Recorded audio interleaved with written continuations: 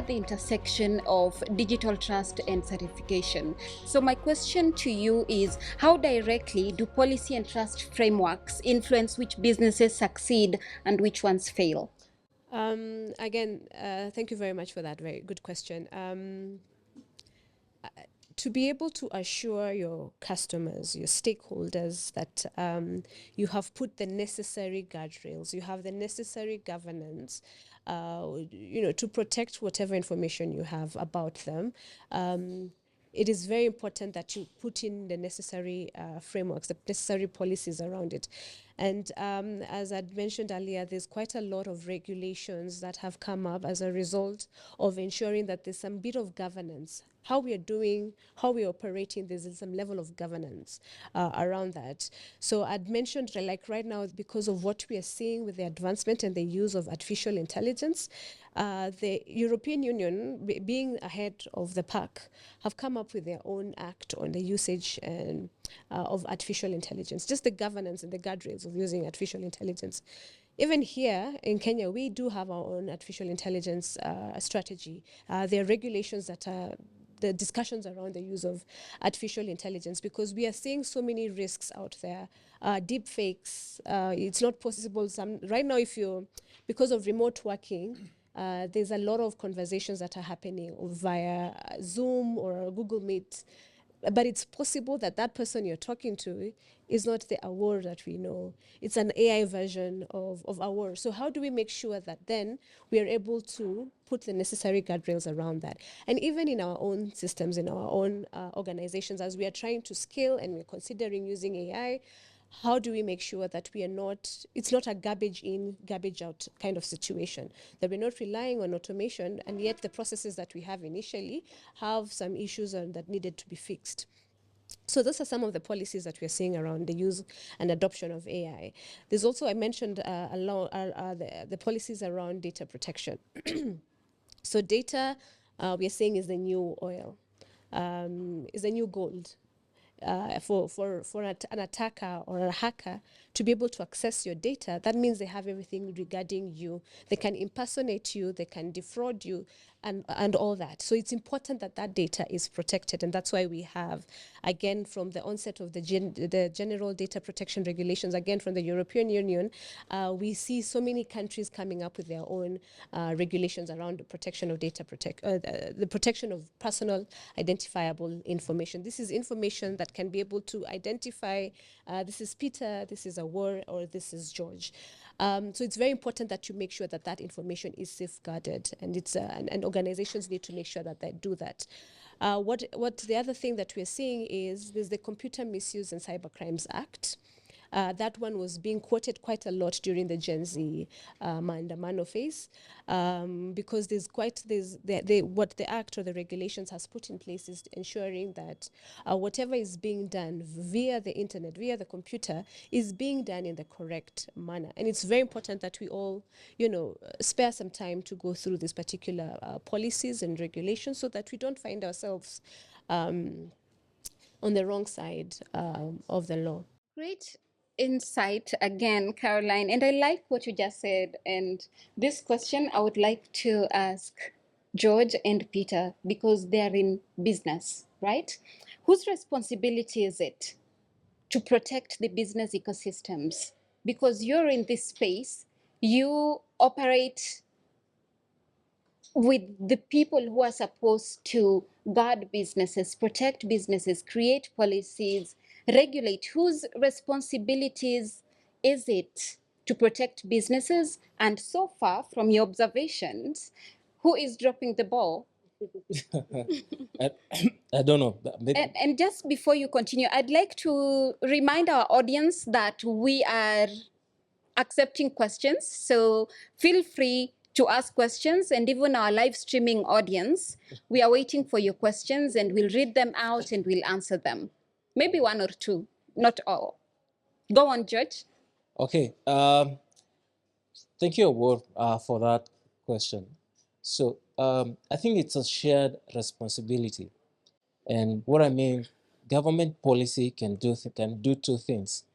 It can unlock multiple opportunities for the business for growth, but at the same time, the wrong policy can suffocate the business environment. So I would say it's a shared responsibility whereby the government cannot be able to govern without working closely with the private sector. So for a case like Shamba Records, we've been able to work with a number of government institutions. We have an MOU with the Ministry of Agriculture. We have an MOU also with the Ministry of ICT. So in this case, when they have those policy framework sessions, we're able to share what's working for us and what they need to create. For example, we always I think Carol has mentioned about even AI. I think one of the things, and also blockchain, I think what we have seen is that government has been able to create or provide room also for testing, which is creating sandbox. And a sandbox is just creating a place, a playground area, whereby you can test and play there with your solution, with your business, and see what are the effects. Because policy is only created after the government has been able to learn whether it's an innovation, whether it's a solution. It doesn't come before; it comes after the solution. So at the end of the day, it's a shared responsibility, whereby number one, as a business, you have to make sure you adhere to the set policies. Number two, you also have to play a part whereby you have to inform the government, like this is what they need to do, this is the environment they need to create, as well as just to be able now to have that, let's say, harmonious environment. Yes. George, the journalist in me cannot wait for someone to tell me who's dropping the ball. Because, for instance, I've attended most of these forums with policymakers, and the question is always been, we are developing policies to safeguard, policies to do ABCD, but at the very center of that, we are also having everyone else saying that we come up with policies, but implementation never takes place. Yeah. So are we just sugarcoating this, that someone is actually dropping the ball and we are afraid to say who it is? Peter, what's your take? I think, of course, there are some gaps, places where we don't have policy. So that's, I guess, the policy makers in terms of the gap we have. But I genuinely believe the biggest gap is on the enforcement. I believe we have laws, we have regulation to protect the customer, to protect businesses, to make sure that the business environment is conducive for new ideas. But when it comes to enforcement, the institutions, the infrastructure that is supposed to be doing this, it's fall short, for lack of a better way of saying it. Collectively, folks would like to say that's a government gap.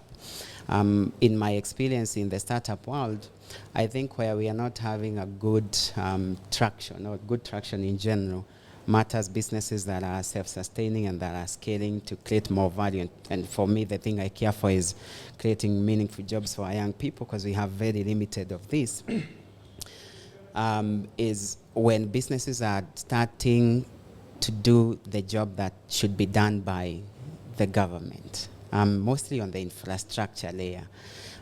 So there you find a lot of businesses that are not set up for success. And some of this is just protecting the entities. You have seen, say, the innovation that's coming into the market, AI, there's VR, augmented reality, all these things. And you can see how they are abused within our market, and they are not abused elsewhere. So the question is the same technologies, same innovation that is supposed to create, to unlock, to multiply value, but over here is not working for us, it's working elsewhere. There was an entity, a commercial entity, a while back that was in the market and trying to sophisticate what has become the AI of the day, matters data labeling. But if you look at the entities and institutions that were supposed to protect our young people, they were not there. And then that's a vacuum that will be occupied by entities that are not maybe so keen on ethics and protecting folks who are trying to build these systems. So I think there we do fall short, and mostly is enforcement, not regulation. We have a lot of lawmakers, as far as I know, and a lot of laws, but are they being enforced in an equal, fair manner that again is consistent matters. What was applied here is also what's applied across. So on the question of dropping ball, I think there's enforcement part, the institutions that are failing there. Mm-hmm.